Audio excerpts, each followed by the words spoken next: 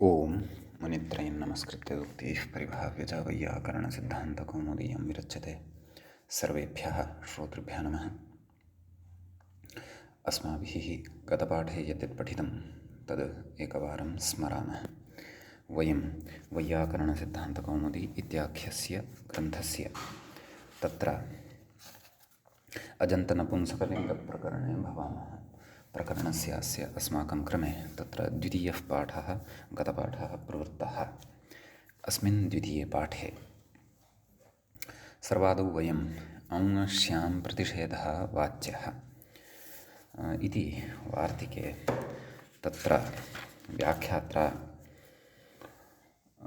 उक्तं यत् औङः इति तु व्यर्थमेव, सर्वे इत्यादौ जसः शी इत्यस्य भाधिकारेण एव व्यावृत्तिसिद्धेः इति तत्र वार्तिके अस्मिन् औङः इति पदस्य ग्रहणं नापेक्षितम् इति यदुक्तं तस्मिन् विषये अस्माभिः तत्र पठितं। तदनन्तरं तत्र द्विवचनस्य रूपं ज्ञाने इति साधितं। ततश्च जश्चसोः शिः इति अग्रिमं सूत्रम् अस्माभिः तत्र दृष्टं। तत्र क्लीबात् अनयोः शिः स्यात् इति तस्य अर्थः दृष्टः, अर्थात् जश्चसोः स्थाने शि इति आदेशो भवति इति अस्माभिः तत्र दृष्टं। तदनन्तरं शि सर्वनामस्थानम् इति सूत्रं पठितं। शि इत्येतत् उक्तसंज्ञं स्यात् इति तस्य अर्थः दृष्टः। ततः नपुंसकस्य झरचः इति सूत्रम् अग्रे पठितं। झलन्तस्य अजन्तस्य च क्लीबस्य नुमागमः स्यात् सर्वनामस्थाने परे इति तस्य अर्थः दृष्टः। उपधादीर्घः नाम सर्वनामस्थाने च सम्बुद्धौ इत्यनेन उपधादीर्घे सति ज्ञानानि इति रूपं भवति इति तत्र अस्माभिः पठितं। पुनस्तद्वत् अर्थात् प्रथमाविभक्तौ यथा रूपाणि सिद्ध्यन्ति तद्वत् द्वितीयाविभक्तौ अपि रूपाणि सिद्ध्यन्ति, भेदो नास्ति इति पठितं। ततः शेषं रामवत् नाम अवशिष्टानि रूपाणि तत्र रामशब्दवत् भवन्ति, तृतीयातः आरभ्य सप्तमीं यावत्। एवमेव धनमनफलादयः अन्ये शब्दाः ये वर्तन्ते तेऽपि ज्ञानवदेव सिद्ध्यन्ति इति तत्र मूले एव उक्तम्। ततः सर्वनामशब्देषु कश्चन विशेषः तत्र वक्तुम् आरब्धः। तत्र सूत्रम् अस्माभिः पठितम्। अड्डतरादिभ्यः पञ्चभ्यः यत्सूत्रसम्बद्धः विचारः अस्माभिः अस्मिन् पाठे अपि कर्तव्यः अस्ति। तत्र डतरादयः ये पञ्च सन्ति, डतर डतम अन्य अन्यतर इतर, एतेभ्यः क्लीबेभ्यः नाम नपुंसकलिङ्गे यदा एते प्रयुज्यन्ते तदा एतेभ्यः स्वमोः अद्डादेशः स्यात्, नाम सु अपि च अम् इत्यनयोः स्थाने अद्ड् इति आदेशो भवति इति तस्य सूत्रस्य अर्थः अस्माभिः दृष्टः। तदनन्तरं तत्र कतर अद्ड् इत्यवस्थायां टेः इति अग्रिमं सूत्रं पठितं। डितिपरभस्य टेर्लोपः स्यात् इति तस्य सूत्रस्य अर्थः अस्माभिः दृष्टः। ततः कतर इत्यादिषु शब्देषु अन्ते यः टी वर्णः भवति तस्य लोपः भवति। ततश्च कतर् अद् इति मेलनेन कतरत् वैकल्पिकचर्त्वेन च कतरत् अर्थात् रूपद्वयं कतरत् कतरत् इति रूपद्वयं सम्भवति। द्विवचने बहुवचने तु कतरे कतराणि इत्यादीनि रूपाणि सम्भवन्ति, इत्यादीनि रूपाणि ज्ञानशब्दवदेव भवन्ति।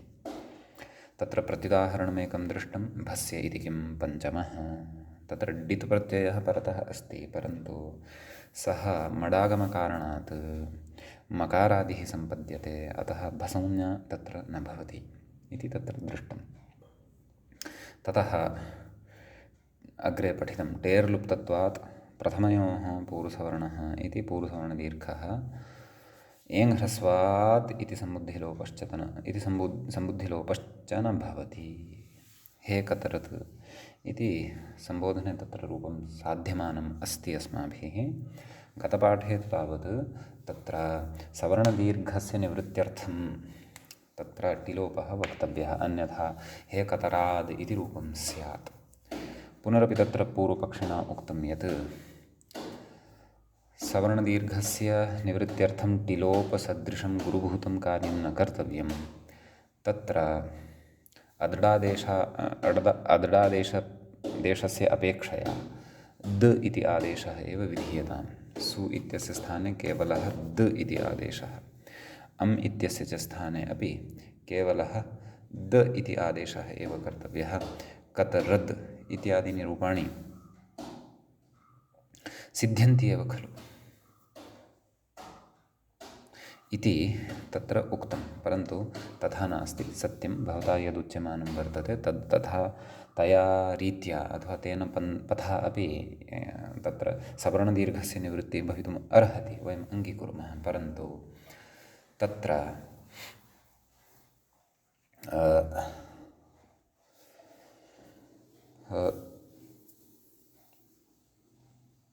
अस्य प्रयोजनम् इतोपि वर्तते। केवलं सवर्णदीर्घस्य निवृत्तिरेव अत्र प्रयोजनं नास्ति। अत्र एङ्घ्रस्वासम्बुद्धेः इत्यनेन सम्बुद्धेः लोपः यथा न स्यात् तदर्थम् अपि अत्र अदडादेशः उच्यते इति एषः विचारः व्याख्यायाम् अस्माभिः पठनीयः वर्तते। गतपाठस्य अन्ते अस्माभिः पङ्क्तयः इत्थं पठिताः। डित्वा भावे टेः इति लोपस्य अप्राप्त्या पररूपं बाधित्वा पूर्वसवर्णदीर्घः प्रसज्येत इति भावः इति तत्र उक्तं। ततः तत्र उक्तं ननु पूर्वसवर्णदीर्घः भावस्य दकारः एव आदेशः क्रियताम्। एवं खलु, कुतः अदृढादेशः अपेक्षितः? सवर्णदीर्घादेव खलु अत्र रक्षणीयम् अस्ति। तर्हि द इत्येव आदेशः भवतु। द इत्येव यदा आदेशः भवति तदा तु तत्र कतरद् इत्यादीनि रूपाणि सिद्ध्यन्ति। इत्येव आदेशः क्रियताम् इत्यतः अतः अग्रे तस्य कृते उच्यमानं वर्तते। नाम अदडादेशस्य अत्र नितान्तं प्रयोजनम् अस्ति। अदडादेशस्य डित्करणसामर्थ्यात् ततः परं टेः लोपः अपि अत्र नितान्तं टेः इत्यनेन अपेक्षितः वर्तते। अन्यथा सम्बुद्धेः यः द इति श्रूयमाणः वर्तते तस्यैव लोपः स्यात् एङ्घ्रस्वात् सम्बुद्धेः इति विषयः इदानीम् अग्रे प्रतिपादनीयः वर्तते। सः अयं विषयः अस्माभिः पूर्वं चर्चितः वर्तते। एङ्घ्रस्वात् सम्बुद्धेः इत्यत्र विस्तरेण चर्चितः वर्तते, परन्तु ग्रन्थक्रमानुसारम् अधुना अस्य विषयस्य पठनं वयं कुर्वन्तः स्मः। समीचीनम्। अतः तत्र अधुना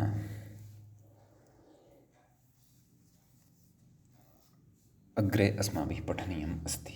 गतपाठे तावत् एतावानेव विषयः अस्माभिः पठितः। तत्र द्वितीयश्च पाठः गतपाठः अजन्तनपुंसकलिङ्गप्रकरणस्य प्रवृत्तः।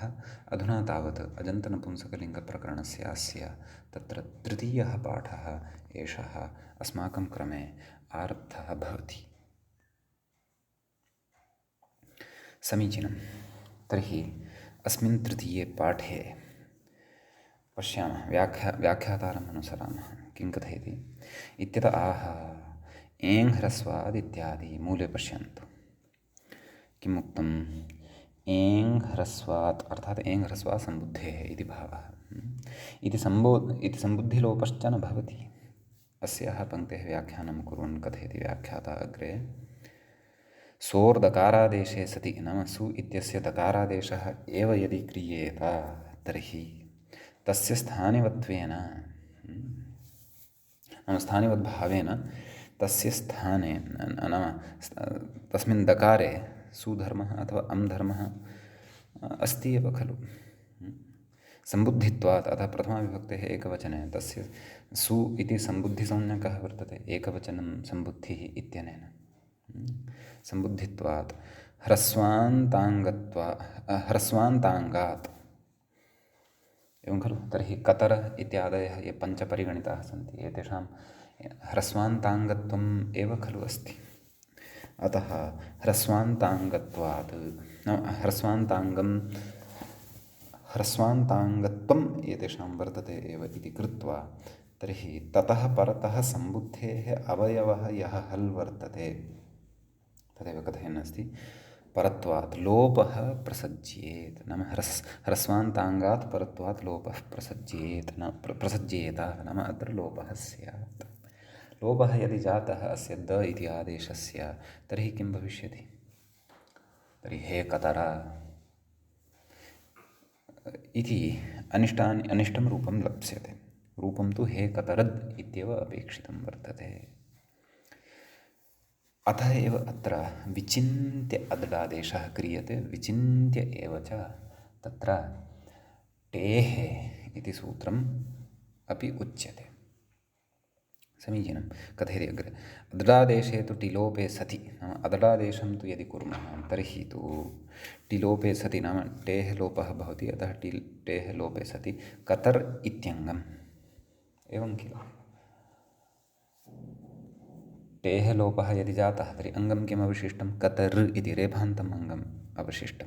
कथयति, न तद् ह्रस्वान्तं, रेफान्तं तदङ्गं ह्रस्वान्तं नास्ति। इदानीं तु रेफान्तं तदस्ति, यतः टेः लोपः जातः। अग्रे कथयति, यत्तु ह्रस्वान्तं कतरा, तस्मिन् अद् आगत्य यदा सम्मिलितः वर्तते, यत्तु ह्रस्वान्तं न तदङ्गम्, एवं खलु। यद् ह्रस्वान्ततया तत्र दृश्यमानं वर्तते, नाम अदृढः अद् यदा टेः लोपानन्तरं कतर् इत्यनेन सह संयुक्तः तदा कतरद् इति अस्ति खलु स्थितिः। तत्र कतर् रेफात् परतः अ यः दृश्यते, अकारः यः दृश्यते, सः अकारः अधुना कतर् इति यदङ्गम् आसीत् तस्य अकारः नास्ति, परन्तु अत् इति यः वर्तते प्रत्ययस्य स्थाने आदेशः, अदृढः यः अद् इति अवशिष्टः वर्तते तस्य अकारः एषः वर्तते। अतः कथयति, यत्तु ह्रस्वान्तं कतर इति न तदङ्गम्, तत्तु अङ्गं नास्ति। कुतः? कथयति, रेफात् अकारस्य प्रत्ययावयवत्वेन, नाम रेफात् परतः यः अकारः वर्तते सः तु प्रत्ययस्य अवयवभूतः वर्तते। तदन्तस्य प्रत्ययपरकत्वाभावेन, नाम प्रत्ययावयवभूतः यः अकारः वर्तते तदन्तः तावान् यः समुदायः वर्तते, कतर् इत्यस्य ककारादारभ्य रेफात् परतः यः अकारः,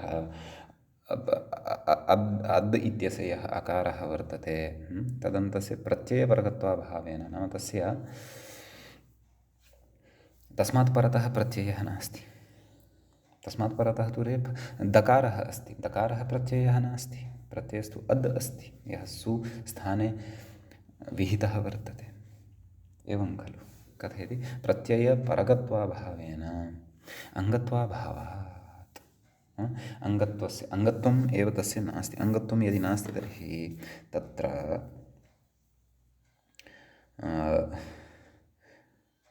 इदम् एङ् ह्रस्वात् सम्बुद्धेः इत्यनेन सूत्रेण तत्र सम्बुद्धेः लोपः अपि भवितुं नार्हति।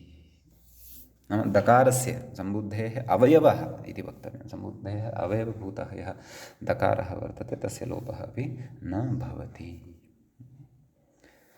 कुतः? अङ्गात् परतः सः नास्ति। सः दकारः तु अद् इति यः प्रत्ययः, नाम स्थानिवद्भावेन सह प्रत्ययः वर्तते, तस्य अकारात् परतः वर्तते, स च अकारः अङ्गत्वं न भजते। अङ्गं टेः लोपात् परं कतर् इति वर्तते, रेफान्तम् अङ्गं, तस्माच्च परतः सम्बुद्धेः हल् नास्ति इत्यस्ति अत्र विशेषः। तदेव अग्रे कथयन् अस्ति।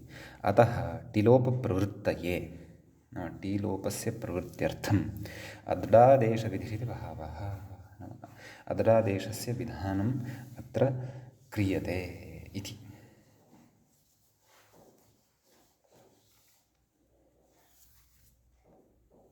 अतः अतीव विचिन्त्य अस्य डित्करणं कृतं वर्तते। सूक्ष्मेक्षिकावता सूत्रकारेण। अग्रे व्याख्याता किं कथयति? पुनस्तद्वदिति मूले पश्यामः। आम्, उक्तं खलु पुनस्तद्वद्, अर्थात् द्वितीयायामपि तद्वदेव रूपाणि। प्रथमावद् द्वितीया इति शेषः। नाम प्रथमा विभक्तौ यथा कतरत् कतरद् इति एकवचनं, कतरे द्विवचनं, कतराणि बहुवचनं च यथा भवति, तद्वत् साक्षात् द्वितीयायामपि तथैव रूपाणि अत्र अवगन्तव्यानि। कतरत् कतरद् कतरे कतराणि इत्येवं प्रकारेण। समीचीनम्। अग्रे कथयति शेषं पुंवदिति। ततः नाम तृतीयातः आरभ्य सप्तम्यन्तानि पदानि सर्वाणि अपि पुंलिङ्गे यथा अस्माभिः रूपं साधितं, सर्वनामशब्दः यथा साधितः तद्वत् अत्रापि रूपाणि भवन्ति इति भावः। सर्ववद् इत्यर्थः व्याख्याता स्पष्टीकरोति। सर्ववद् नाम सर्वशब्दस्य यथा रूपाणि साधितानि तद्वत् अन्यानि अपि रूपाणि अत्र भवन्ति इति भावः। अर्थात् कतरेण कतराभ्यां कतरैः चतुर्थी, कतरस्मै सर्वनाम्नस्मै, कतराभ्यां कतरेभ्यः पञ्चमी, कतरस्मात् तत्र स्मादादेशः भविष्यति, नसिंहयोः स्मात् स्मिनौ, कतस्मात् कतरेभ्यः कतराभ्यां कतरेभ्यः षष्ठी, कतरस्य कतरयोः कतरेषाम् आमि सर्वनाम्नः सुट् षष्ठी बहुवचने, एवं खलु। सप्तम्यां कतरस्मिन्, एवं खलु, नसिंहयोः स्मास्मिनौ इति स्मिन्नादेशः, कतरस्मिन् कतरयोः कतरेषु इति सर्वशब्दवदेव अत्रापि रूपाणि नाम अन्यानि रूपाणि तृतीयातः आरभ्य सर्वशब्दवदेव अत्र ज्ञातव्यानि। प्रथमायां द्वितीयायामेव च अत्र भेदः वर्तते, तत्रापि एकवचने एव, खलु। द्विवचने बहुवचने तु नैव, द्विवचने बहुवचने पुल्लिङ्गापेक्षया तु द्विवचने बहुवचने अपि भेदः अस्ति, प्रथमायां द्वितीयायां च।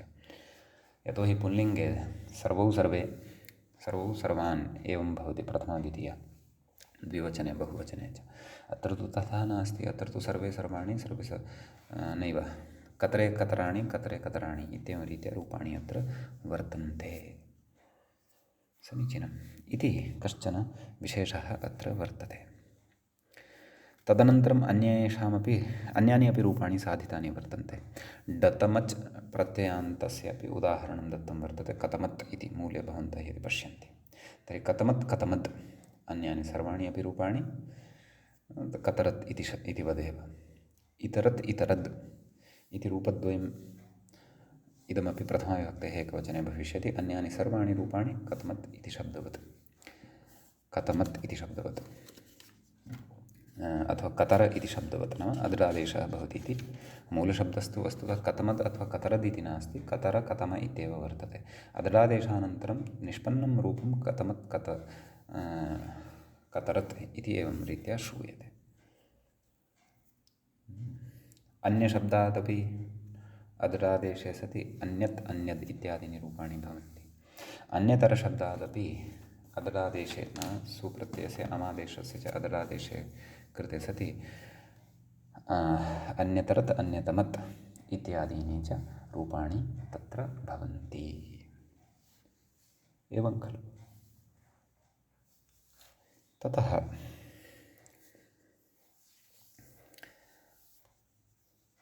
अग्रे केचन विशेषाः ग्रन्थकारेण उच्यमानाः सन्ति। व्याख्याता तत्र इङ्गितं करोति, किं कथयति? अन्यतमशब्दस्य द्विती मूले पश्यामः। अन्यतमशब्दस्य तु अन्यतमम् इत्येव, नाम तत्र तु अदृरादेशः न भवति। तत्र तु ज्ञानशब्दस्य यथा अस्माभिः रूपाणि साधितानि तद्वद् एव अन्यतमशब्दस्यापि रूपाणि भवन्ति इति भावः। कुतः कथयति? तस्य अव्युत्पन्नप्रातिपदिकत्वेन व्याख्याता कथयन् अस्ति। यतोहि अन्यतमशब्दः सर्वादिगणे न पठितः वर्तते, अन्यतरशब्दः एव तत्र पठितः वर्तते। अन्यतमशब्दस्तु पृथक् शब्दः कश्चन अव्युत्पन्नः वर्तते इति अपि अस्माभिः अजन्तपुल्लिङ्गाधिकारे विस्तरेण पठितं, मूले एव तत् स्पष्टीकरणं कृतं। कथयति तस्य अव्युत्पन्नप्रातिपदिकत्वेन डतमप्रत्ययान्तत्वाभावेन, नाम अव्युत्पन्नं तत् प्रातिपदिकं, तस्य अन्ते डतम इति प्रत्ययः नास्ति। डतमजन्तस्य तु अस्माभिः कतमत् इति रूपं दृष्टमेव, साधितमेव। कथयति डतमप्रत्ययान्तत्वाभावेन तत्र अदृडादेशः नेत्यर्थः, अदृडादेशः न भवति इति तत्र अर्थः उच्यते।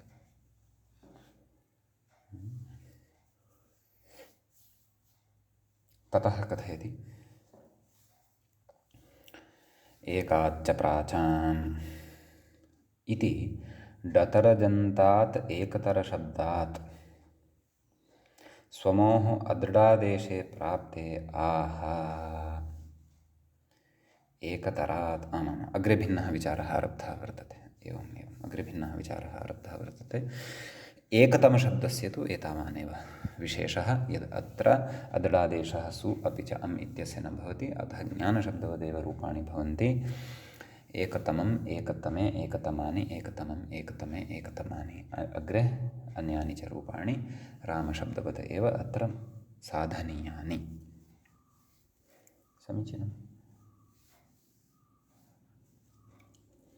अग्रिमस्य विचारस्य कृते अवतरणिकाम् उपस्थापयन्नस्ति व्याख्याता। किं कथयति एकाच्च प्राचाम्, एकात् च प्राचाम् इति डतरजन्तात् एकतरशब्दात्, एकशब्दात् डतरच् प्रत्ययः प्राचाम् मते भवति इति अग्रे अस्माभिः सूत्रं पठिष्यते। समीचीनं। कथयति डतरजन्तात् एकतरशब्दात्, नाम एकतरशब्दः यः सिद्ध्यति, डतरजन्तः, यत्र डतरप्रत्ययः एकाच्च प्राचाम् इत्यनेन विहितः भवति।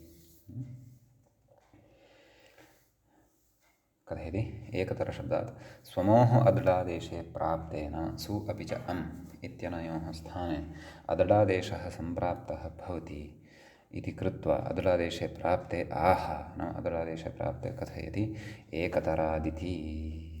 मूले किमुक्तं, वार्तिकम् अस्ति। कथमस्ति, एकतरात् प्रतिषेधो वाच्यः वक्तव्यः, एवं किल। यतोहि अत्र अद्डतरादिभ्यः पञ्चभ्यः इति सूत्रम् अङ्गाधिकारे वर्तते।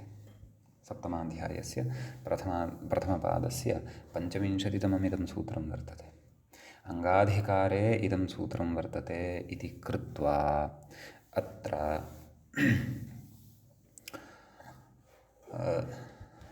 तन्नाम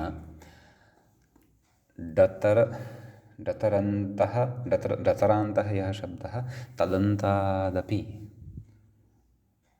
सुप्रत्ययस्य अथवा अम् प्रत्ययस्य अदृडादेशः स्यात् पदाङ्गाधिकारे, तस्य च तदन्तस्य च। अतः एकतरशब्दात् परतः विद्यमानस्य सुप्रत्ययस्य अथवा अम् प्रत्ययस्यापि अदृडादेशः प्राप्तः, परन्तु सः अदृडादेशः अत्र नापेक्षितः। अतः एव वार्तिककृता निषेधः प्रतिषेधः तत्र उच्यते। एकतरात् प्रतिषेधो वक्तव्यः। एकतरशब्दात् परयोः, तस्य अर्थः व्याख्यात्रा उक्तः वर्तते।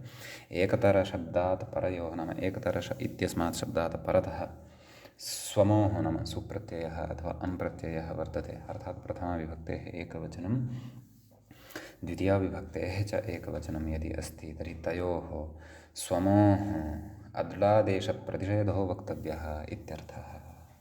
अदृडादेशः अद्रतरादिभ्यः पञ्चभ्यः इत्यनेन मा भूत्, तयोः निषेधः तत्र वक्तव्यः इत्यर्थः इति तत्र उच्यते। ततः एकतरम् एकतरे एकतराणि इत्यादीनि एव रूपाणि तत्र सिद्ध्यन्ति। न सु अपि च अम् इत्यनयोः स्थाने अदडादेशः न भवति।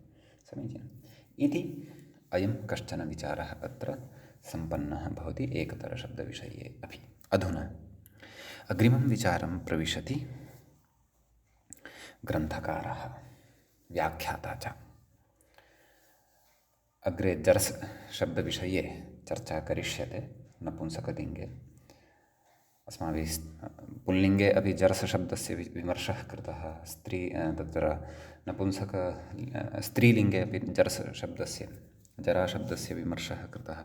अधुना पुनरपि अत्र नपुंसकलिङ्गे अपि जराशब्दम् आदाय अथवा तस्य जरसादेशम् आदाय चर्चा क्रियमाणा वर्तते। अपि च वयं नपुंसकलिङ्गे अपि अदन्तान् शब्दान् पठन्तः स्मः इत्यपि वयं जानीमः। सम्यक्। अपि च तदेव पूर्वम् अहम् उक्तवान् इति स्मरामि। भवन्तः जानन्ति एव, तथापि औपचारिकतया पुनः वदन्नस्मि।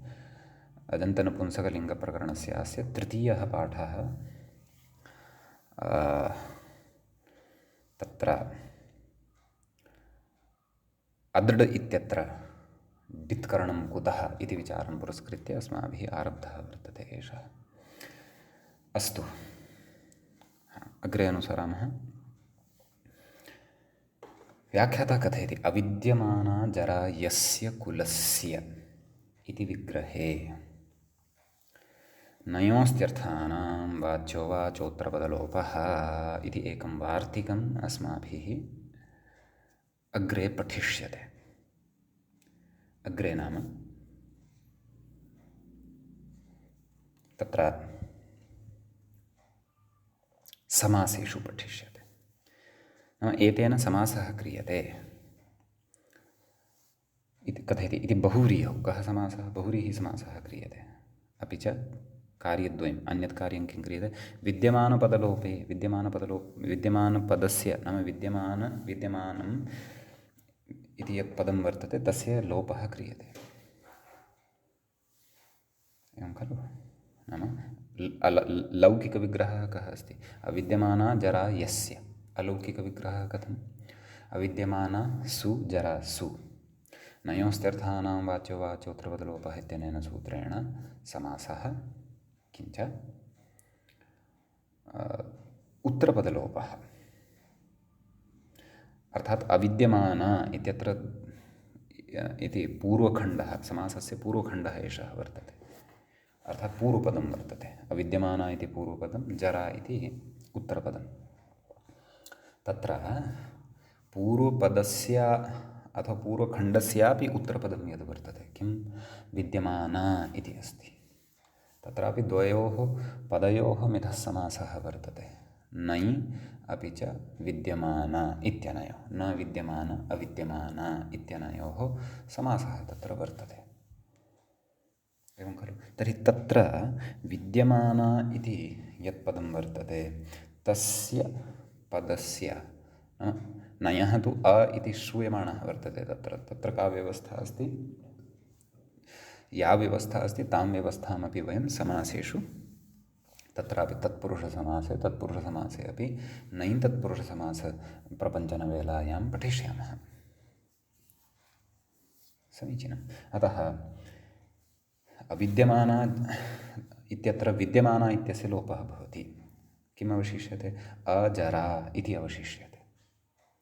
यथा अविद्यमानः पुत्रः यस्य सः अपुत्रः इत्युच्यते इत्यादीनि उदाहरणानि अग्रे द्रक्ष्यन्ते।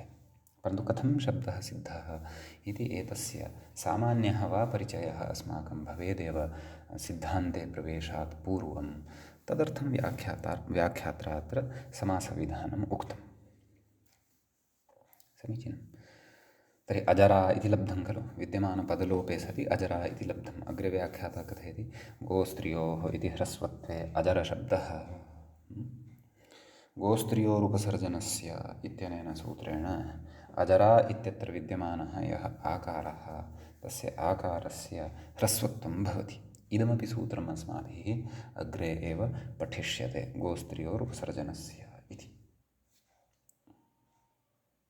सम्यक् कथयति अजरशब्दः नाम अजरशब्दः इति सम्पन्नः कस्य विशेषणं कुलम् इत्यस्य विशेषणम्। अतः एव तत्र विग्रहवेलायाम् उत्तरपदार्थत्वेन नैव अन्यपदार्थत्वेन नाम विशेष्य पदार्थः यः वर्तते तद् विशेष्यपदार्थत्वेन अथवा अन्यपदार्थत्वेन कुलम् इति गृहीतम्। अतः अविद्यमाना जरा नाम यस्मिन् कुले जरा एव नास्ति, जीर्णावस्था वृद्धावस्था एव नास्ति, तादृशम् इदं कुलम् अजरं कुलं भवति। तत्र अजरम् इति रूपम् अस्माभिः साधनीयं वर्तते। समीचीनं कथयति ह्रस्वत्वे अजरशब्दः ततः कथयति तस्य प्रक्रियां दर्शयति नाम अजरि इत्यस्य शब्दस्य प्रक्रियां दर्शयति। सोरिति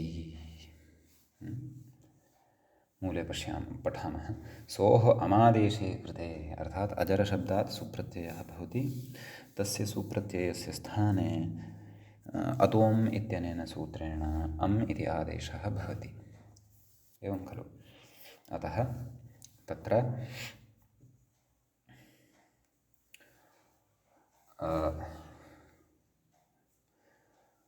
अजर अम् इति स्थितिः अस्माकं सविधे लभ्यते। कथयति तदेव अग्रे कथयन् अस्ति व्याख्याता सोरमादेशे कृते अजरम् इत्यन्वयः। अमि पूर्वः इत्यनेन पूर्वरूपं भवति, अजरम् इति रूपं सिद्धं भवति। तत्र कथयति जरसादेशमाशङ्क्याः नाम अत्र अजर इत्यत्र जर इति यः शब्दः अस्ति तस्य जर इत्यस्य शब्दस्य स्थाने एकदेशविकृतन्यायं पुरस्कृत्य एकदेशविकृतम् अनन्यवत् इति न्यायं पुरस्कृत्य जरसादेशः स्यात्। जरसादेशः यदि स्यात् तर्हि तु जरस् अम् जरसम् इति प्रथमाविभक्तेः एकवचने रूपं स्यात्, यत्तु अनिष्टं। नैव अजरस् अम् अजरसम् इति रूपं स्यात्, यत्तु अनिष्टं। रूपं तु अपेक्षितम् अस्माकम् अजरम् इत्येव। अतः आशङ्क्याः किमाः सन्निपाते इति मूले पश्यन्तु। मूले सोरमादेशे कृते एतावान् भागः अस्माभिः व्याख्यातः। तदनन्तरं कथयति सन्निपातपरिभाषया न जरस् इति। सन्निपातपरिभाषा च अस्माभिः विस्तरेण पठिता।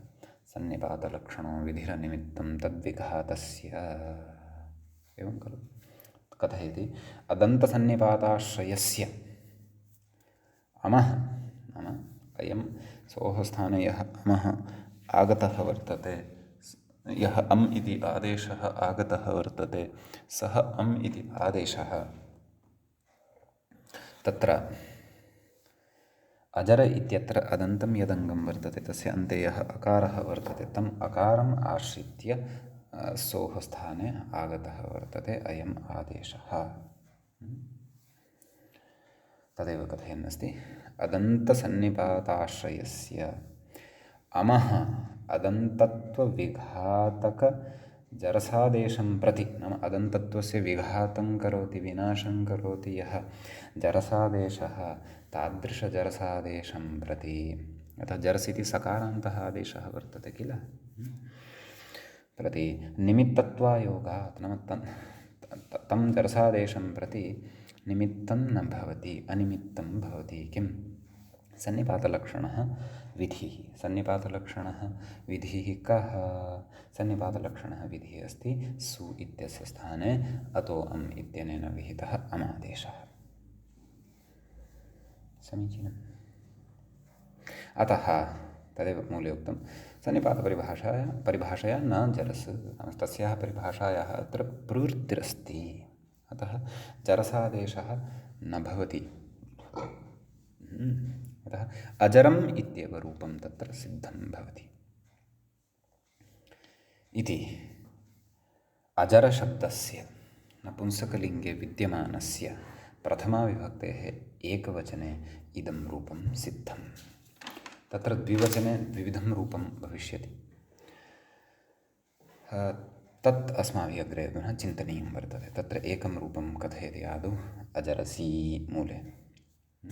अजरसी इति कथयति नपुंसकाच्च इति शीभावे जरसादेशे रूपम् इति कथयति। अर्थात् अजरशब्दात् औ इति प्रत्ययः भवति। यथा ज्ञाने इत्यत्र अस्माभिः पठितं तत्र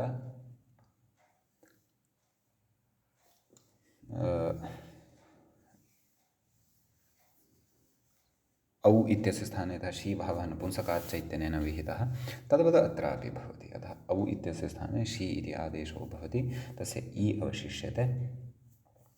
जरस इ नैव अजर इ इति स्थितौ तदनन्तरं कथयति जरसादेशे रूपं। ततः तदेव जरायाः जरसन्यतरस्याम् इति सूत्रम् अस्माभिः पठितं भवन्तः स्मरेयुः। सप्तमाध्यायस्य द्वितीयपादस्य 1,100तमं सूत्रं तद्भवति। एवं खलु। जरसादेशे रूपं, तर्हि जरसादेशः तत्र का स्थितिः जाता? अजरस् इ मेलनेन अजरसी नाम नपुंसकलिङ्गे तदिदं द्विविधं रूपम् अस्माभिः साधयितुं शक्यम् इति भावः। अतः अजरसी इति रूपं सिद्धं भवति। अन्यदपि रूपम् उक्तं वर्तते अजरे, यतोहि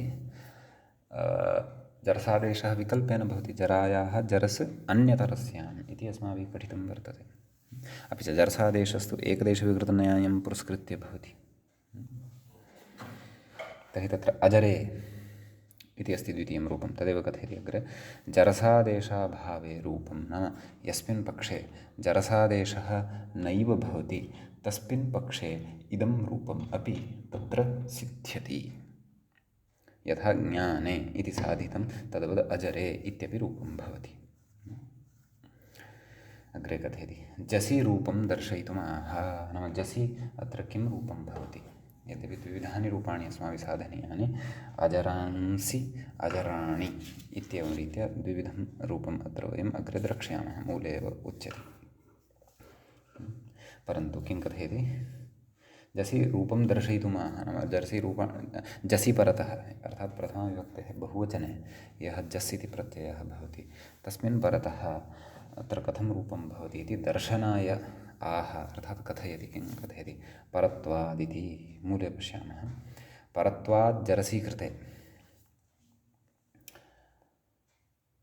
झलन्तत्वान् इति कथयति। अजर अस् इति स्थिते जसः अस् खलु अवशिष्यते। अतः अजर अस् इति स्थिते अग्रे कथयति जश्शसोः शिः इति शीभावात्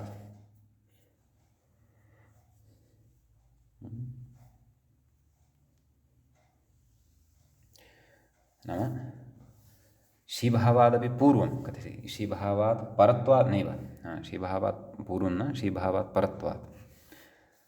सत्यं, नाम शीभावात् परत्वं वर्तते कस्य? जरसः। शीभावः नाम जश्शसोः शिः क्वास्ति सूत्रं सप्तमाध्यायस्य प्रथमपादस्य 20तमं सूत्रं वर्तते। जरसादेशविधायकं सूत्रं क्वास्ति? सप्तमाध्यायस्य द्वितीयपादस्य 1,100तमं च तत्सूत्रं वर्तते। सम्यक् कथयति जश्शसोः शीति शीभावात् परत्वात् जरसीकृते, नाम परत्वात् जरस् भवति, ततः शीभावे। एवं खलु। तर्हि जरस् अस् इत्यवस्थायाम् आदौ परत्वात् जरसादेशः का स्थितिः जाता? जरस् अस्, ततः शीभावे, तदनन्तरम् अस् इत्यस्य स्थाने शी इति भवति। एवं खलु। यतः जश्शसोः शिः इति सूत्रम् अस्माभिः पठितं। क्लीबात् अनयोः शिः स्यात् इत्येव उच्यते। किमन्तात् क्लीबात् इति तत्र नोच्यते। अदन्तात् वा हलन्तात् वा इति किमपि नास्ति। कथयति ततः शीभावे, नाम तदनन्तरं शीभावः क्रियते। का स्थितिः जायते? अजरस् इ।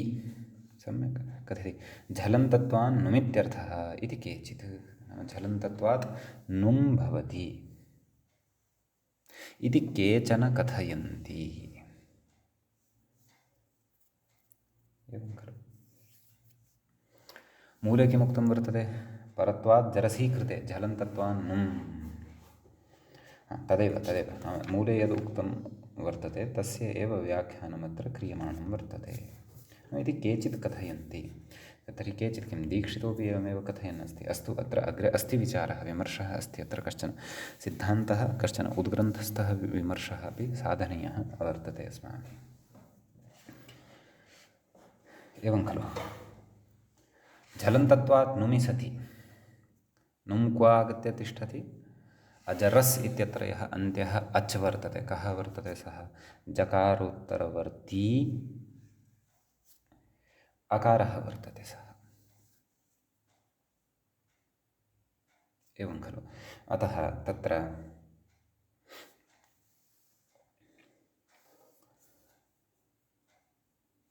तन्नाम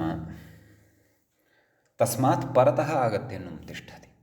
तर्हि अजरन स इ उपधादीर्घः करिष्यते। अजरान् स इ नकारस्य अनुस्वारः भविष्यति नश्चापदान्तस्य झलि। अजरान् स इ अजरांसि इति रूपं साधयिष्यते। पक्षे तु ज्ञानानि इतिवत् अजराणि इति रूपम् अस्माभिः अग्रे साधयिष्यते। तदिदं रूपसिद्धि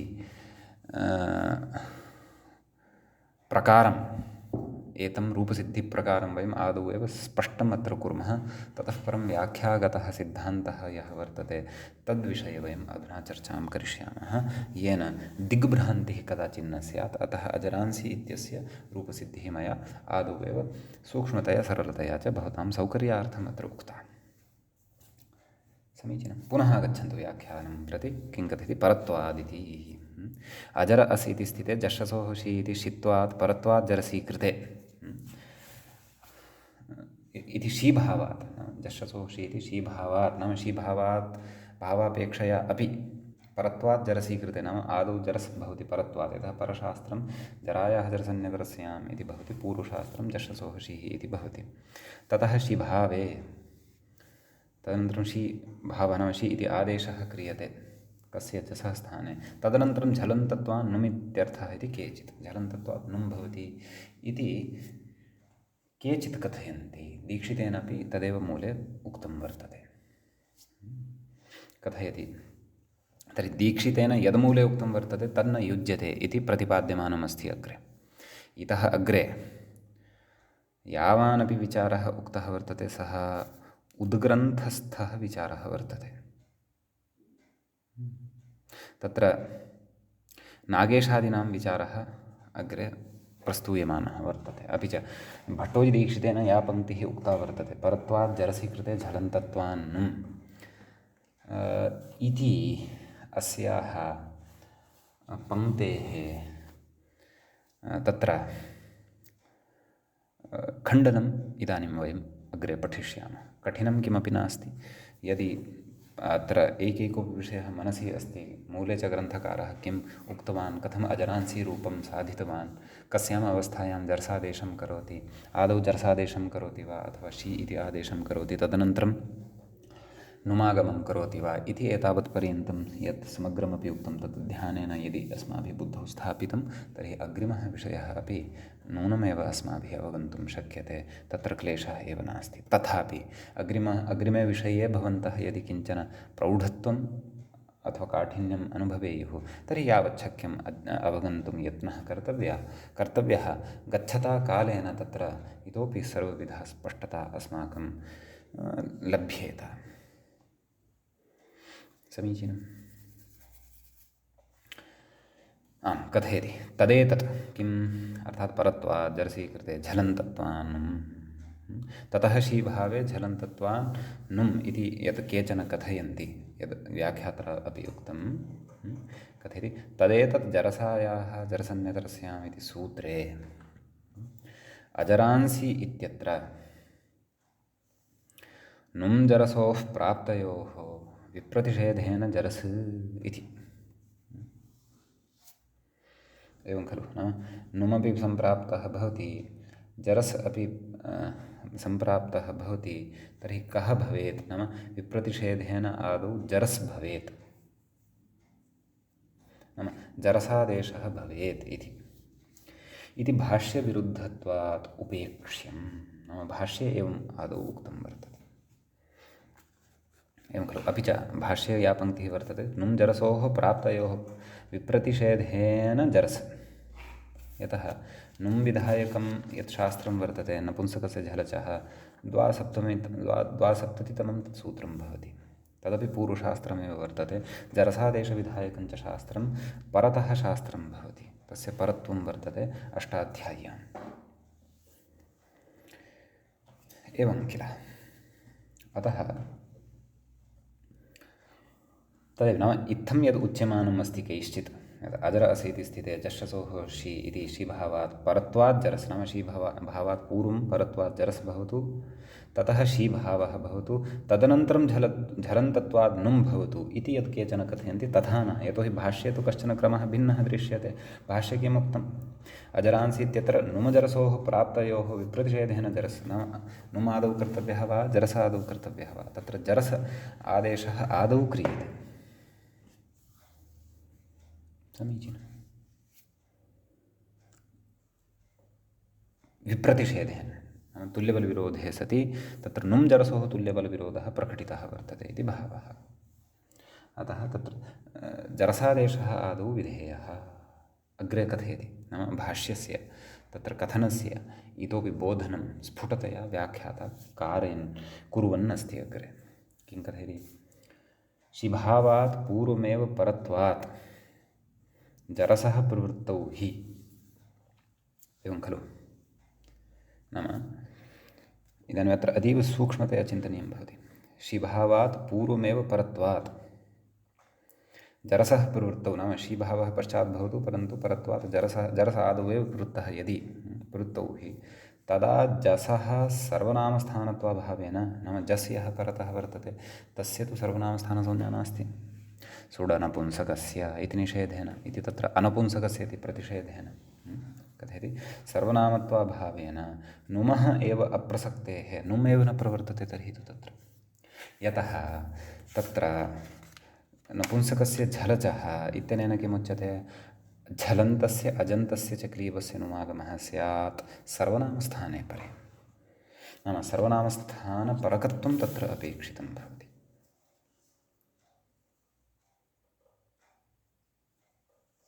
एवं खलु। कथयति, प्रवृत्तो हि जसः सर्वनामस्थानत्वाभावेन, सर्वनामस्थानत्वस्य अभावेन नुमः एव अप्रसक्तः, तर्हि नुमेव तत्र न भवति, तदसङ्गतिः स्पष्टैव। तर्हि तु भाष्यस्य यद्वाक्यं वर्तते, भाष्यस्य वाक्यं तत्र असङ्गतं भवति। भाष्यस्य वाक्यं किम् अस्ति, नुं जरसोः प्राप्तयोः विप्रतिषेधेन जरस्। तर्हि नुं कदा प्राप्स्यते, यदा आदौ अग्रे जसः स्थाने षि इति आदेशः जातः भविष्यति। यतः षि सर्वनामस्थानम् इत्यनेन षि इत्यस्य तु सर्वनामसंज्ञा न विरुध्यते, अस्ति एव। तदा एव खलु भाष्यस्य एषा पङ्क्तिः सङ्गच्छते, यत् नुं जरसोः प्राप्तयोः। तर्हि नुमः अपि प्राप्तिः जाता वर्तते इति चेत् किं, परतः जरसादेशादपि प्राक् षि इति आदेशः जसः स्थाने प्रवृत्तः वर्तते। नाम जराशब्दस्य स्थाने जरसादेशादपि प्राक् जस् इत्यस्य स्थाने षि इति आदेशः सम्प्राप्तः वर्तते। तर्हि यदि वयं षि इति आदेशात् पूर्वमेव जरसादेशं कुर्मः, एवं खलु, तदा तु भाष्यस्य भाष्यस्य पङ्क्तेः सङ्गतिः न भवति खलु, सा पङ्क्तिः असङ्गता भवति। अग्रे कथयति, पूर्वविप्रतिषेधमाश्रित्य जरसः पूर्वमेव षिभावे तु, नाम विप्रतिषेधे परं कार्यम्। अत्र द्विविधः विप्रतिषेधः स्वीक्रियते खलु, परविप्रतिषेधः, पूर्वविप्रतिषेधः। परविप्रतिषेधः कुतः इति चेत् परशब्दः इष्टार्थवाचकः उक्तः वर्तते, एवं खलु। अतः तत्र उच्यते पूर्वविप्रतिषेधमाश्रित्य जरसः पूर्वमेव, नाम जरसः प्रागेव षिभावे तु, नाम षिभावः यदि भवति तदा तु तद्भाष्यं सङ्गच्छते। भाष्यस्य या पङ्क्तिः वर्तते सा पङ्क्तिः तदा तु सङ्गच्छते, तदा तत्र क्लेशः एव नास्ति।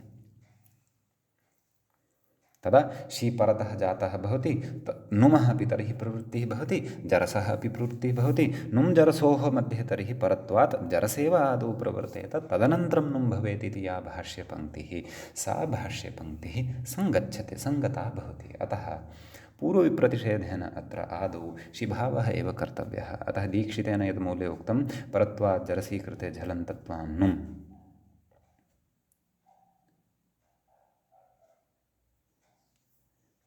एवं खलु। वस्तुतः परत्वात् जरसीकृते झलन्तत्वात् नुं मूलपङ्क्तिः समीचीना एव अस्ति, तत्र दोषः नास्ति। परन्तु केचन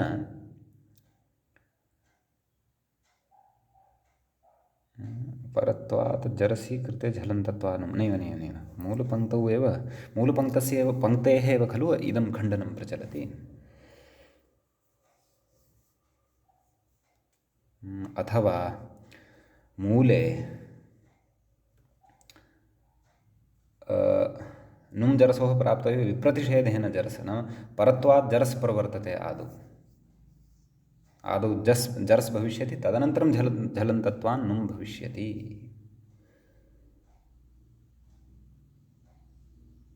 एवं खलु। वस्तुतः मूलपङ्क्तिं दृष्ट्वा इत्थं भाति यत् भाष्यस्य सिद्धान्तः एव तत्र उक्तः वर्तते। तत्र परत्वात् नाम नुम् आदौ न भवेत्, आदौ जरस् इति भवेत्, तदनन्तरं झलन्तलक्षणः नुं भवेत् इति। परन्तु व्याख्यात्रा तत्र मध्ये केषाञ्चन विचारः आरब्धः, नाम केचन जनाः अत्र जस् इत्यस्य स्थाने शी अनन्तरं कुर्वन्ति, शी इति आदेशम् अनन्तरं कुर्वन्ति, तदनन्तरं जरसादेशं आदौ जरसादेशं कुर्वन्ति, तदनन्तरं शी इति आदेशं कुर्वन्ति इति यद् उच्यमानं वर्तते कैश्चित्, तद् असङ्गतं वर्तते इति।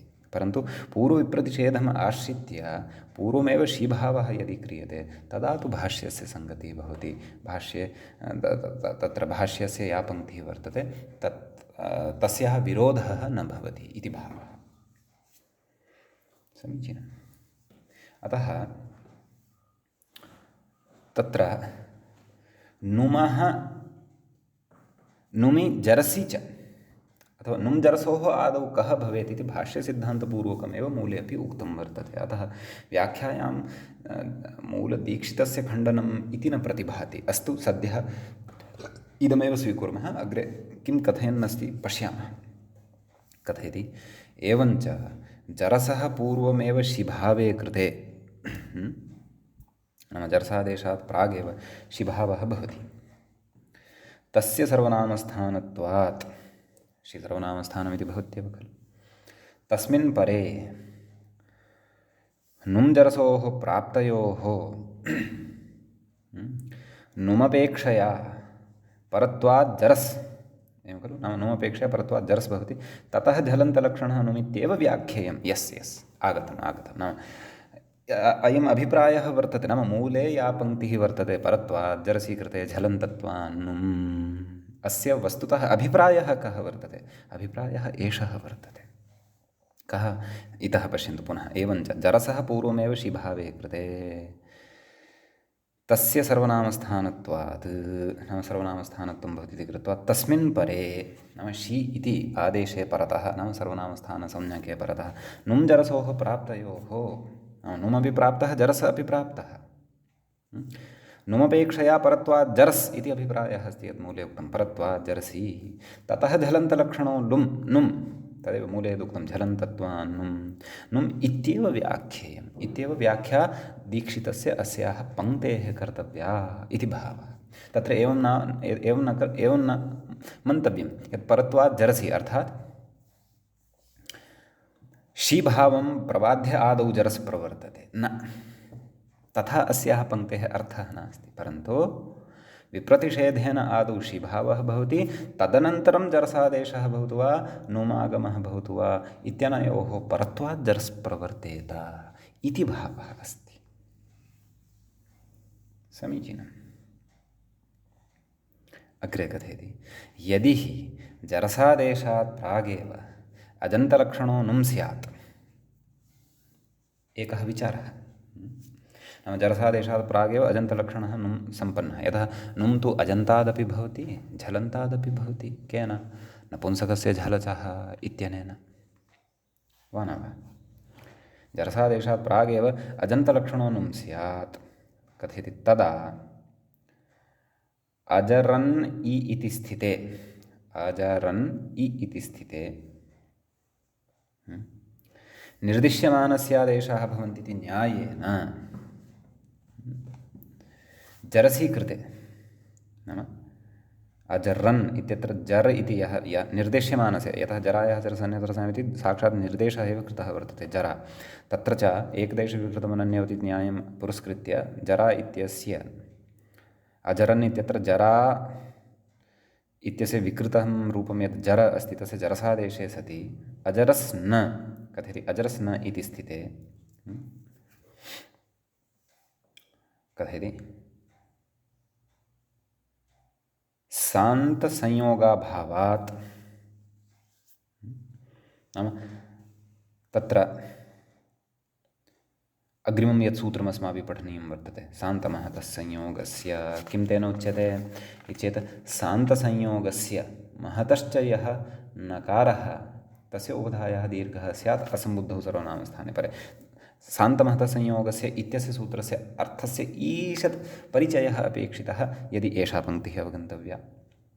कथयति पश्यन्तु। पुनः पठामि। यदि हि जरसादेशात् प्रागेव अजन्तलक्षणो नुं स्यात् तदा अजरन् इ इति स्थिते, एवं खलु, निर्दिश्यमानस्यादेशाः भवन्ति इति न्यायेन जरसी कृते, नाम जर इत्यस्य स्थाने जरसादेशे कृते अजरस्, एवं खलु, न तु ततः परः स्थास्यति। यतः जर इत्यस्य स्थाने एव जरसादेशः निर्दिश्यमानत्वात् भविष्यति। अजर न इति न, वस्तुतः नि इति वक्तव्यम् अग्रे, न इ अपि अस्ति खलु तत्र।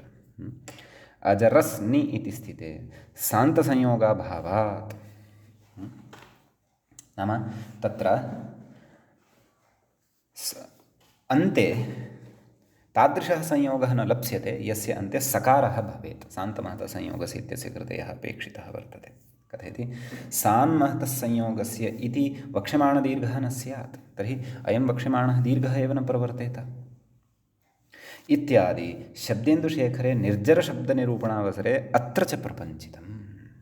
नाम शब्देन्दुशेखरग्रन्थे निर्जरशब्दनिरूपणावसरे, नाम अजन्तपुल्लिङ्गाधिकारे अत्र च, अत्र नाम क्व, अत्र अजर इति नपुंसकलिङ्गशब्दनिरूपणावसरे शब्देन्दुशेखरे नागेशभट्टेन तत्र उक्तं वर्तते।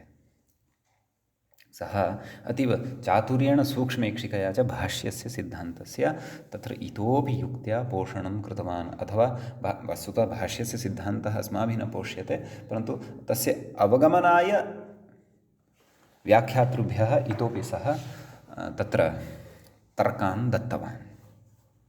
अतः मूले या पङ्क्तिः उक्ता का, परत्वात् जरसीकृते झलन्तत्वान्नुम् इत्यत्र, तत्र आदौ पूर्वविप्रतिषेधेन जसः स्थाने शीयादेशः कर्तव्यः, तदनन्तरं जरसादेशः कर्तव्यः, तदनन्तरं झलन्तलक्षणः नुं कर्तव्यः इति भावः। कथयति उभयथापि अजरन् स इति स्थिते नान्तत्वाभावात्, नाम तत्र